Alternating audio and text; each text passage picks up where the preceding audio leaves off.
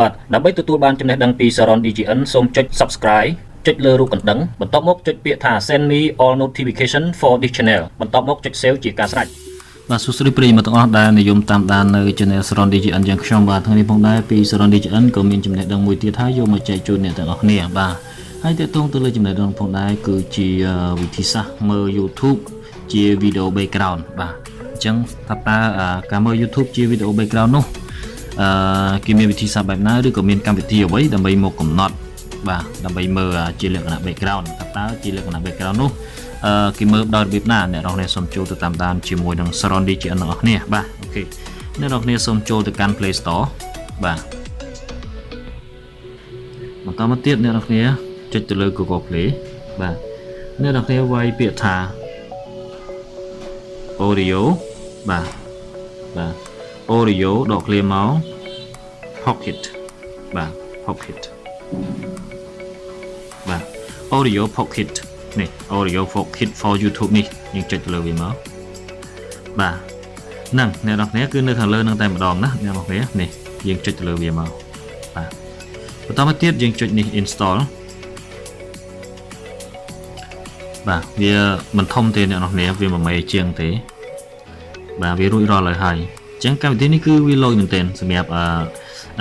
ការលេង YouTube បាទការស្ដាប់ YouTube អញ្ចឹងខ្ញុំនឹងបង្ហាញអ្នកនរគ្នាជាបន្តទៀតតោះឥឡូវយើងចូលទៅ Home សិនបាទ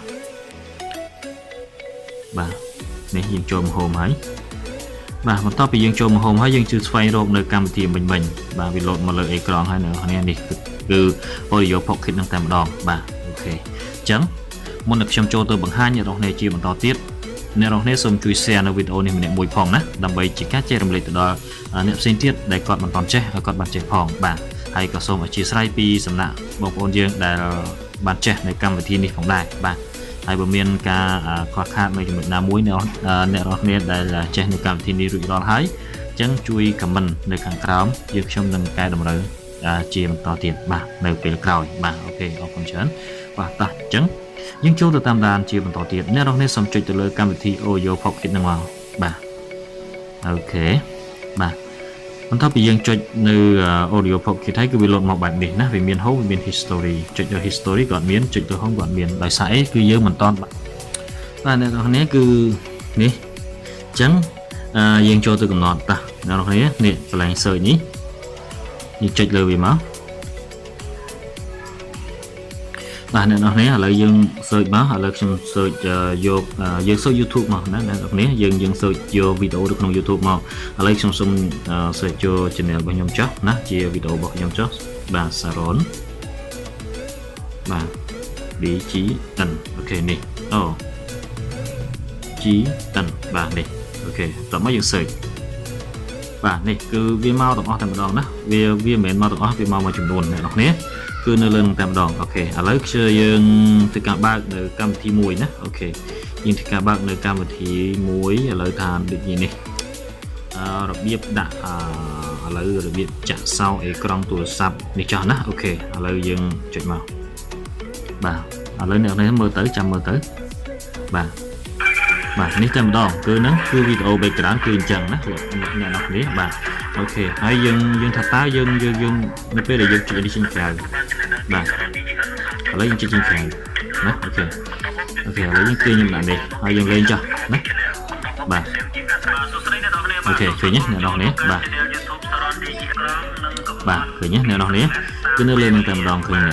បាទអូខេគឺនៅលើនឹងតែម្ដងគឺវាលយមែនតើណាហើយយើងអាចបើកឲ្យធំបានដែរណាយើងចុចទៅអ្នកនរគ្នាឃើញទៅបាទយើងទាញអូខេបាទឃើញទេហើយយើងឥឡូវយើងចុចក្រុមវិញណាអូខេហើយយើងលេងអីផ្សេងក៏បានដែរណាអ្នកនរគ្នាបាទយើងចង់លេងអីក៏បានដែរណាយើងចូលទៅក្នុង Playstore ណាយើងបើកកម្មវិធីស្អីក៏បានដែរអ្នកនរគ្នាប៉ុន្តែវានៅតែអញ្ចឹងទៅហូតឃើញទេអ្នកនរគ្នាគឺលុយមែនទែនសម្រាប់កម្មវិធីមួយនេះបាទអូខេបាទឥឡូវបាទយើងចុចលើវាមកបាទគឺវាបាន install រួចរាល់ហើយបាទនេះគឺវាបាននេះគឺវាឃើញអញ្ចឹងណាអូខេឥឡូវយើង stop សិនណាអូខេ ចឹងតេតងជាមួយនឹងកម្មវិធី Audio Pocket នេះគឺរបៀបប្រើប្រាស់នៅកម្មរបៀបមើល YouTube ជាវីដេអូ background នេះគឺវាមានតែប៉ុណ្ណឹងណាអ្នកនរគ្នាហើយអ្នកនរគ្នាសូមជួយ share នៅវីដេអូនេះម្នាក់មួយផងណាអូខេហើយមួយទៀតអ្នកនរគ្នាសូមជួយចុច subscribe ទៅលើ channel SARORN DGN នេះម្នាក់មួយផងដើម្បីទទួលបាននៅចំណេះដឹងថ្មីៗពី SARORN DGN ជាបន្តទៀតបាទសូមអរគុណសម្រាប់ការទស្សនានៅវីដេអូមួយនេះ